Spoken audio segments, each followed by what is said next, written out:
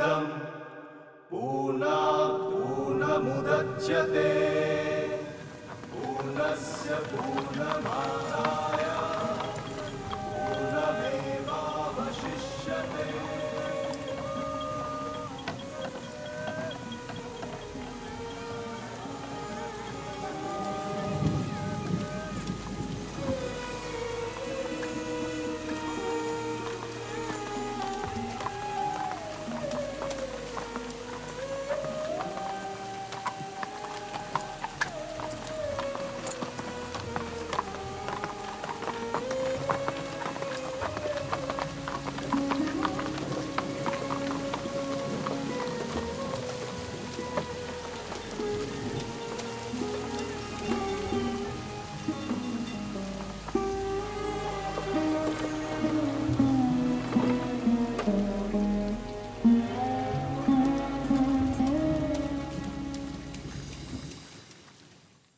सिर्फ कह देने भर से ही कोई हिंदू नहीं बन जाता। मैं जानता हूँ बाबा। जो मेरे साथ खाना नहीं खाता है वो ब्राह्मो समाजी के यहाँ जाएगा। मोहन बाबू की ये फर्स्ट क्लास है, ये तुम लोगों की जगह नहीं है। मुझे यहाँ रुकना भी नहीं है, मैं अपने देशवासी के साथ खुश हूँ। अरे आइए बिनोय बाबू। कुछ लोग तो अपने बाप का परिचय देने में भी शर्माते हैं। कोई भी भारतीय किसी बड़े काम के लायक नहीं। कृष्णदयाल और मैं बचपन के दोस्त हैं। वो बात अलग है कि आज हमारे विचार नहीं मिलते, लेकिन बचपन की दोस्ती को भुलाया नहीं जा सकता। तुम मेरे घर आए, मुझे बहुत अच्छा लगा। और आना। प्रणाम।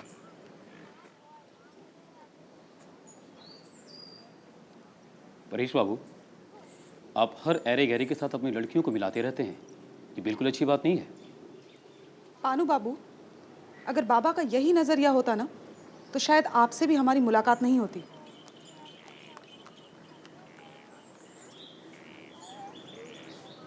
देखिए, लड़कियों का मेल मिलाप अपनी समाज तक ही सीमित रहे तो ज़्यादा अच्छा रहता है। पानू बाबू, आप उनके पारिवारिक अंतरपुर को थोड़ा और बढ़ाकर सामाजिक अंतरपुर में तब्दील करना चाहते हैं, लेकिन मेरा मानना है कि मेरी बच्चियों को हर तरह की विचारधारा से परिचित होना चाहिए, जिससे उनकी अपनी एक राय बन सके।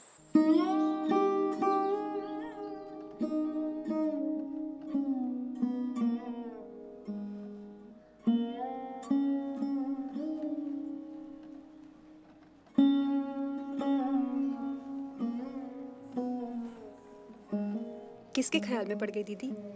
पानू बाबू? हट।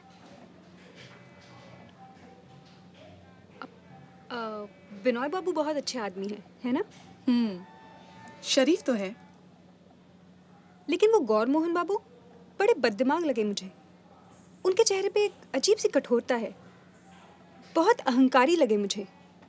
नहीं दीदी? हाँ, थोड़े कट्टर तो हैं।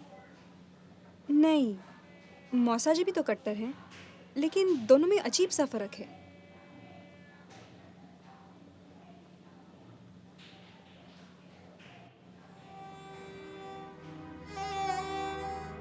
कुछ तो अलग है गौर मोहन बाबू में।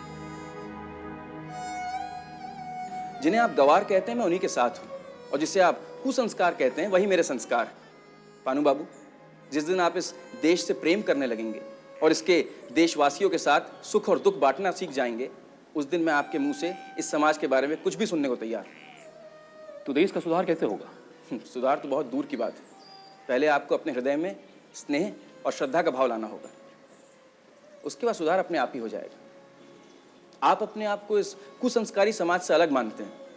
मेरा मानना है कि एक बार ये समाज संगठित हो जाए, फिर ये निर्णय अपने आप हो जाएगा कि क्या कुसंस्कार है और क्या सुसंस्कार। ऐसे बहुत से रीति रिवाज और संस्कार अभी भी हैं जिनकी वजह से हमारा देश एक नहीं हो पा रहा। ओह, तो आप कहना चाहते हैं कि ऐसे कुसंस्कारों को जड़ से फेंक देने से ही समाज में एका होगा। हंसी आती है मुझे आपकी मूर्खता पर। सभी जाति, सभी समाज में अधूरापन है, कमियां हैं, लेकिन जहां जाति प्रेम है वहां समाज और देश दोनों सबल होता है। और हाँ, आप और ईसाई मिशनरी हमें सुधारने का प्रयास न करें। क्यों? अगर माता पिता हमें टोकते हैं तो उसमें प्रेम का बोध होता है, लेकिन अगर पुलिस हमें बलपूर्वक सुधारने की कोशिश करती है तो उससे हमारा अपमान होता है। हम इस बाहरी अपमान को नहीं सह सकते।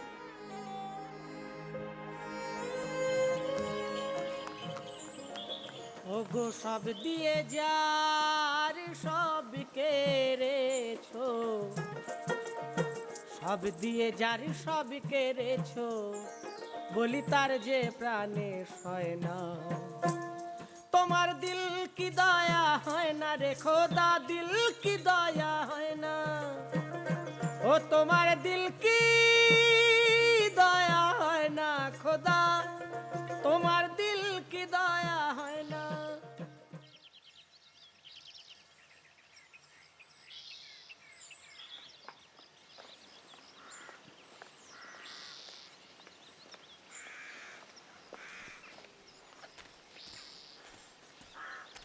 गोरा तुम यहाँ हो, मैं तुम्हें अंदर खोज रहा था। आपसे कोई भूल हुई है। मैं गौर मोहन, एक कुसंस्कारी हिंदू। भूल पर तो आप हैं। मैं उसी गौर मोहन का कुसंस्कारी मित्र विनय भूषण। लेकिन ये गौर मोहन इतना ढीठ है कि अपने कुसंस्कारों पे लज्जित नहीं होता।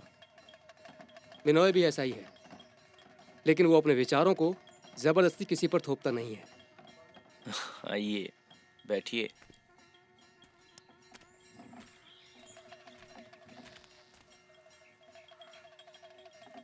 तुम्हारा परेश बाबू के यहाँ आना जाना शुरू हो गया है, बताया नहीं? उसमें बताने जैसा कुछ था ही नहीं। मैं उस दिन उनके यहाँ पहली बार गया था। कुछ तो गया। निकल पाओगे या अब तुम्हारा उनके यहाँ आना जाना लगा ही रहेगा? सिर्फ मेरा ही क्यों, आप में भी चलने फिरने की शक्ति है, आप भी आ जा सकते हैं। आप कोई अचल वस्तु तो नहीं। चाय कैसी लगी? कड़वी थी, लेकिन उनके आदर को मानना देना और भी ज्यादा कड़वा होता। तो समाज की रक्षा के लिए शिष्टाचार ही काफी है। नहीं, लेकिन जब समाज की परंपराएं और दिल की बातें आपस में टकराएं। दिल। परेश बाबू की बेटी को चाय के लिए मना कर देने से तुम्हारे दिल को चोट पहुंचती है, और हमारे देश की परंपराओं का अपमान देख के मेरा दिल टूटा जाता है। तुम्हें एक सच्ची बात कहूं मेरे भाई, अगर एक प्याली चाय पी लेने से भारतवर्ष का अपमान हो जाता है तो भारत को ऐसे अपमान की जरूरत है। अगर देश को इस चोट से बचाएंगे तो देश कमजोर पड़ जाएगा। महाशय, ये सारे तर्क मेरे सुने हुए हैं। सवाल एक प्याली चाय का नहीं है। सवाल है इस देश से कोई नाता तोड़े तो मुझे दुख पहुंचता है। इससे तो बेहतर होता एक प्याली चाय का त्याग या परेश बाबू की बेटियों का दिल दुखाना। बिनोय, आज देश के साथ एक हो जाने का समय है। एक बार वो हो जाए तो चाहे पीने न पीने का सवाल ही महत्वहीन हो जाएगा। तब तो एक और प्याली चाय का मुझे लंबा इंतजार करना पड़ेगा। क्यों? हिंदू धर्म की कुप्रथाओं के साथ साथ मुझे छोड़ने का समय भी आ गया। नहीं तो परेश बाबू की बेटियों का दिल टूट जाएगा। गौरमोहन बाबू प्रणाम।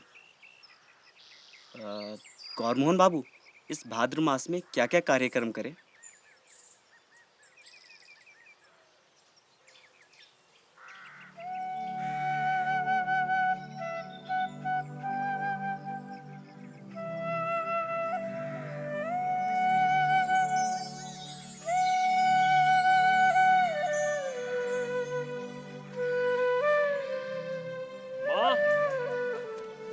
अरे कब से तुम दोनों की आवाज सुन रही हूँ। चलो बैठो, मैं नाश्ता लाती हूँ। नहीं मैं आज कुछ ग्रहण नहीं करूँगा, चलता हूँ।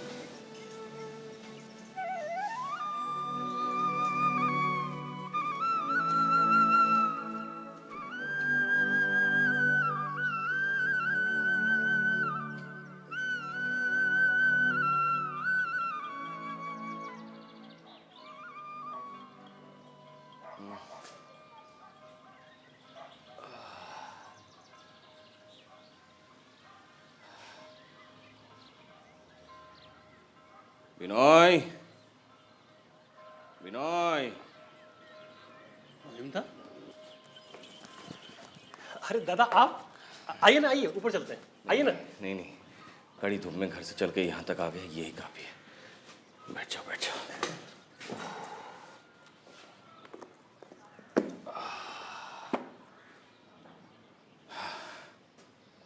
देखो, तुम लोग नई पीढ़ी के लोग हो, तुम्हारे या तंबाकू या पान मिलने की उम्मीद मैं नहीं रख सकता, इसलिए जा, भूल गया। खैर छोड़ो।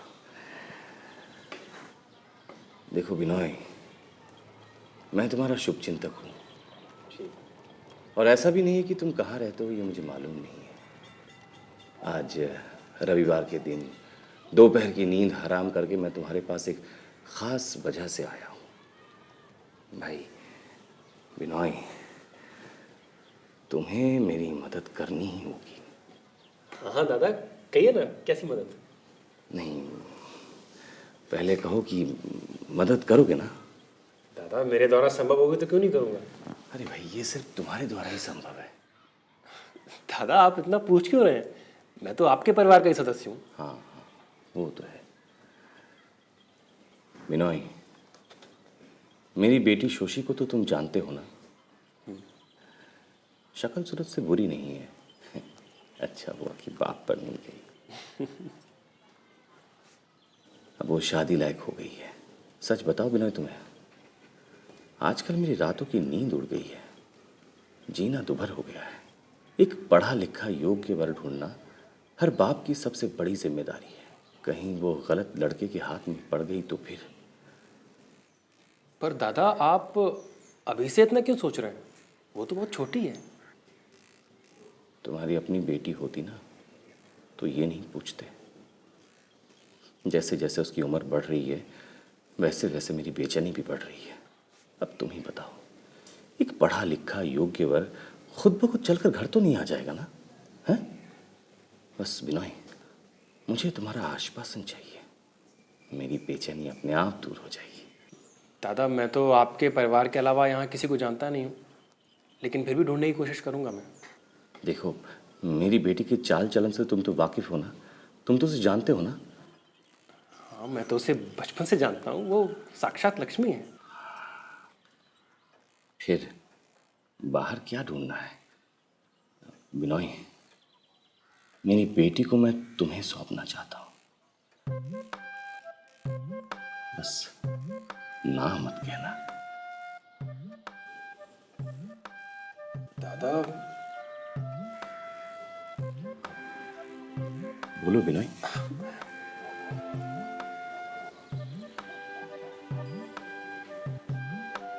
सुबह बिनोय आया था, तुझसे मुलाकात हुई? मैंने उससे खाने को कहा पर मना कर दिया। बड़ा अनमना सा लग रहा था। गौरव, पता नहीं उसके मन में क्या कष्ट है, बहुत अजीब लग रहा है मुझे।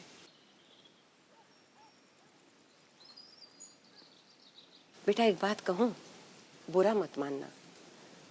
ईश्वर ने तरह तरह के इंसान बनाए हैं, पर उन्होंने कहीं पर भी ये नहीं लिखा कि सबको एक ही मार्ग पर चलना है। बिनोय तुझे बहुत मानता है, अपने से भी ज्यादा, इसलिए सब कुछ सह लेता है। पर इसका मतलब ये नहीं है कि अपने राह पर चलाने के लिए तू उस पर जोर जबरदस्ती करे। हाँ माँ, थोड़ा दूध देना।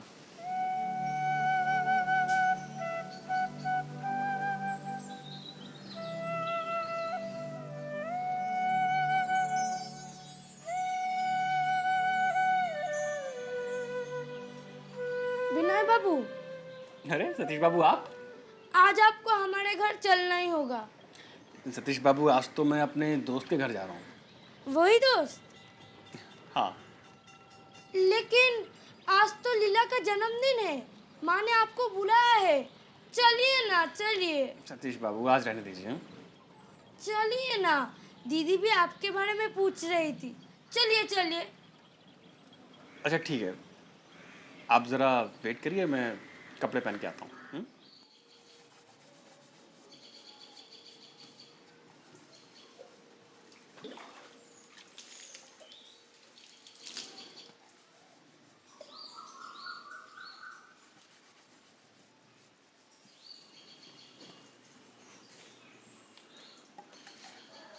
दादा आपने बुलाया?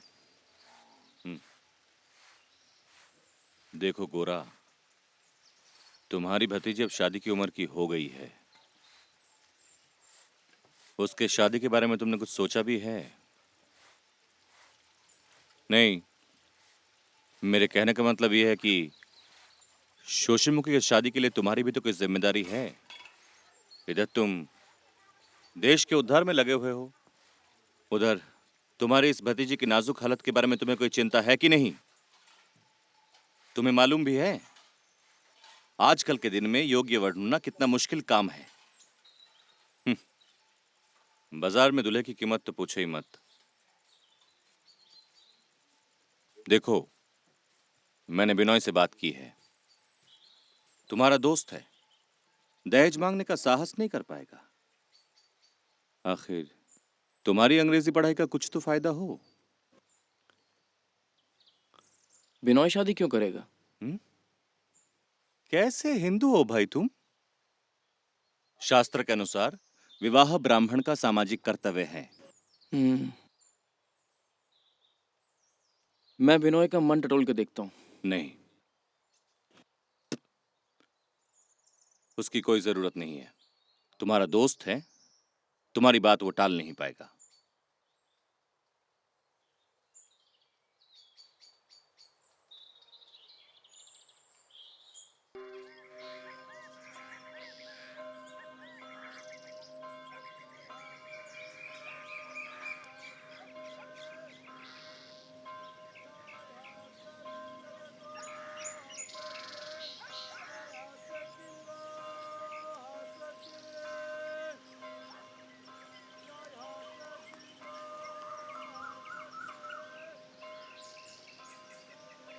अच्छा विनय बाबू, आपके मित्र गौर मोहन बाबू तो शायद अब हमारे घर कभी नहीं आएंगे, है ना?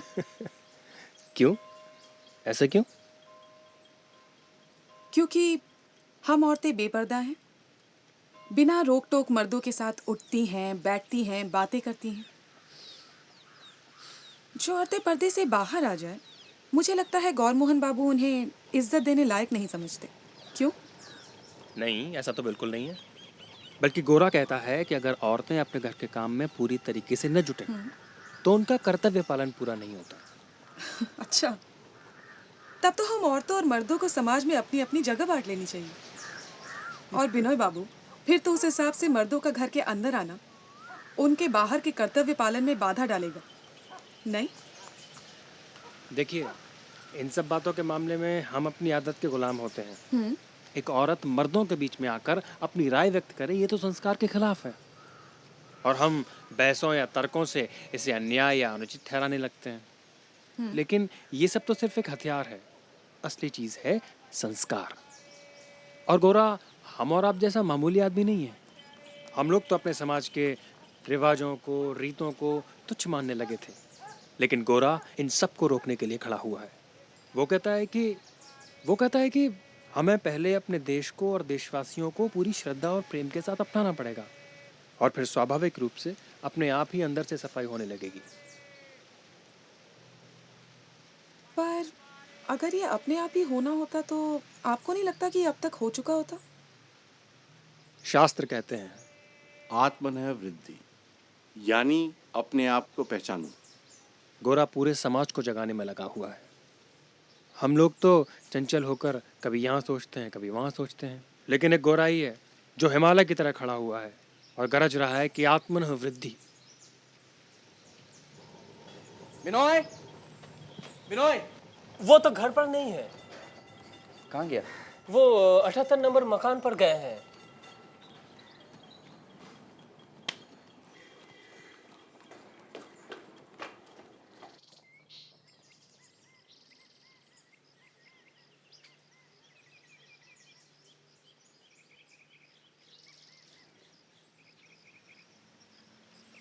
मेरे बाबू को बुलाओ।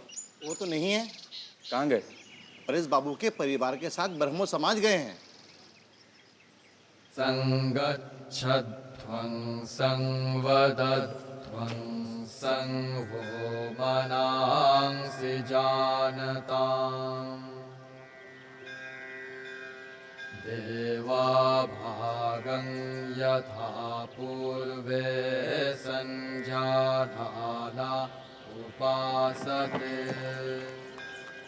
समानो मंत्रः समितिः समानी समानं विनय बाबू हाँ सतीश बाबू। वो देखिए आपके मित्र गौर मोहन बाबू। मंत्रमभिमन्त्रयेव समानि